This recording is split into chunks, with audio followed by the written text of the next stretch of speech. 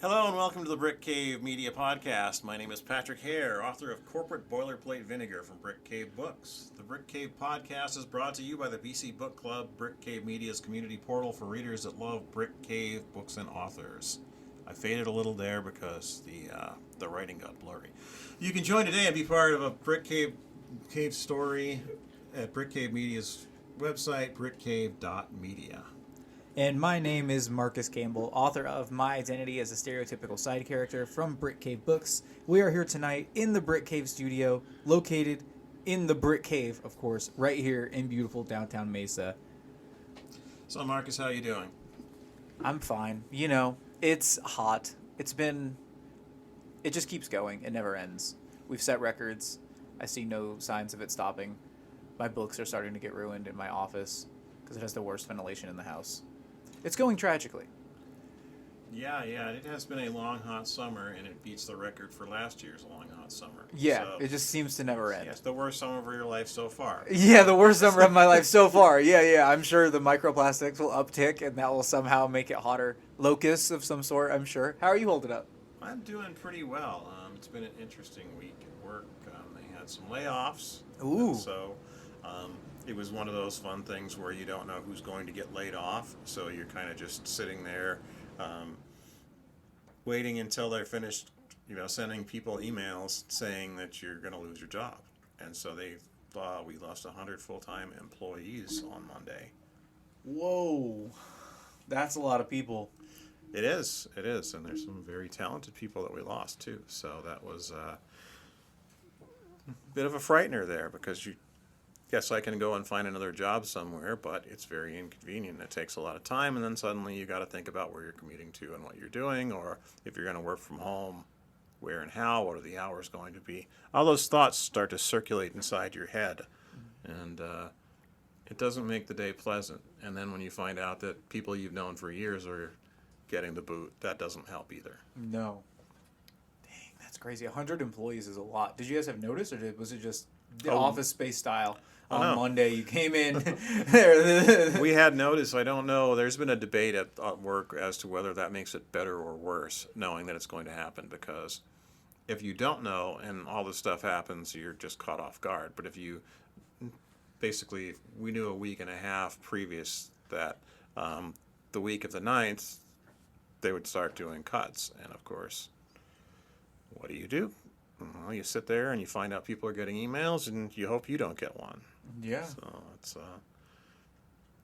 suspenseful is a way to put it. Yeah. Boss makes $1, I make a dime. That's why I poop on company time. That's crazy. Yeah, I guess you just got to get your resume together and just hope for the best. What do you do about that? That's awful. I hope you made out well on the taunting, at least. Is that what they're called?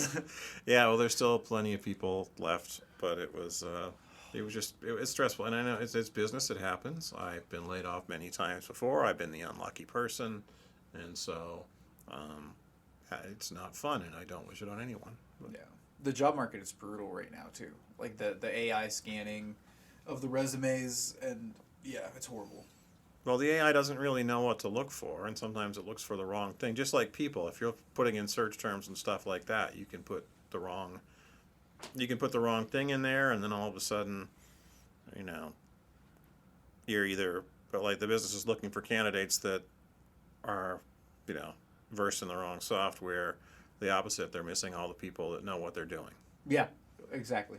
So they're going to get a lot of people qualified to use whatever exotic software they need to be used, but don't actually understand the industry they're in. Right. When it could just take somebody looking over a couple of resumes and figuring out, okay, this person is enough of a good fit that we can train them to fit in with our company. Because it still takes on all kinds, and of course AI models can be very biased because they're trained on what the employers wanted. So there's kind of what you call the unconscious bias, but also the filtering and stuff like that, where you might be missing whole groups of qualified people because the AI is basing it on who got hired based on what their resume was. Mm-hmm. Or the previous trend in the AI model was based on an an unhuman or irrelevant factor. Yeah, and we're just kind of continuing that model down the road, like 6 fingers later. Smart-ass Reddit posts and things like that. Yep.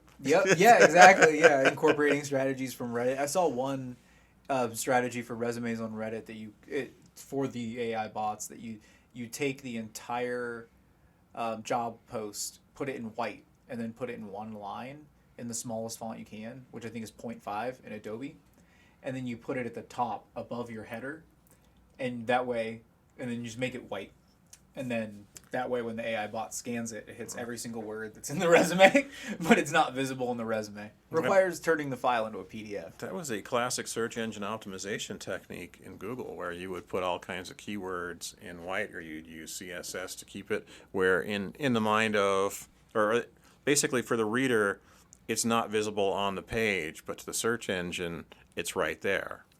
So essentially, that content could be 5 miles away when it comes to spacing, so the user doesn't see it, but the search engine would read it. But Google figured out how to do that. They figured out how to do text that's even, first of all, matches the background or is within so many shades of color against the background. Yeah. All of this has nothing to do with poetry, but given that Google is semantic, semantics does fit into the whole idea of poetry.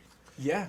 No, it definitely has to do with your life update, though. Have you been writing through all of the stress? I haven't gotten anything down on that, but I did want to segue from the topic into something that I wrote a long time ago because I figured it might work a little bit. I swear if they didn't put lithium in the water cooler, we'd have all killed each other long ago, with the file Nazis counting each absence and tardy, like crazed junior high school monitors, bosses listening in on every phone call for the one moment where something goes wrong, so we can be faulted for that time of the day when we failed in our vision statement demanding absolute perfection in the mathematically calculated cubicle ideal of business as usual. And please forget that you work with people for people, because now on coworkers or associates, managers or facilitators, layoffs or downsizing, and suicides or unplanned leaves of absence. Furthermore, it has been shown by scientists that no true trade goes on in the absence of three-piece uniforms, and in that regard we must all dress for success, lest our telephone customers notice that we're out of uniform and defect the competition, where the sound of customer satisfaction is dressed by Giorgio Armani himself. And as the guard walks you and your motivational seminar diplomas out the door, don't forget to give us a call sometime and speak to the naked voicemail robot that somehow managed to steal your job. Today, that naked voicemail robot is an AI model that answers all your phone calls. Yeah, the chatbot. Yeah? I had a great time with the Ticketmaster chatbot recently. Oh, boy. Ooh, I was cursing God. Ooh, oh, it was bad.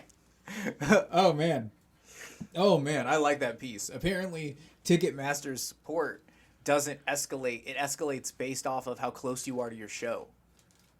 Ooh, wow. So I was a responsible adult. I contacted them 6 days out from my event and said, hey, I'm having trouble canceling my tickets. They didn't even attempt to rectify the situation until like 3 hours before my concert.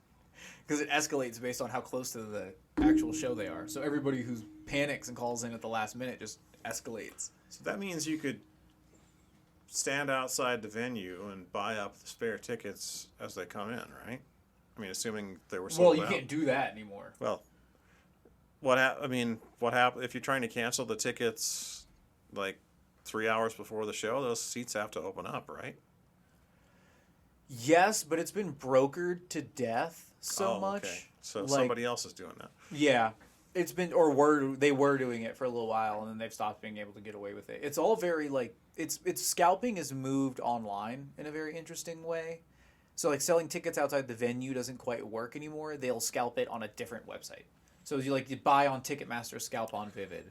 Or buy on Vivid, scalp on... So, if you're the ticket buyer, though, and it's a sold-out show, I mean, would it be a good strategy to try and get your tickets very last minute if things are going to open up, because Ticketmaster is,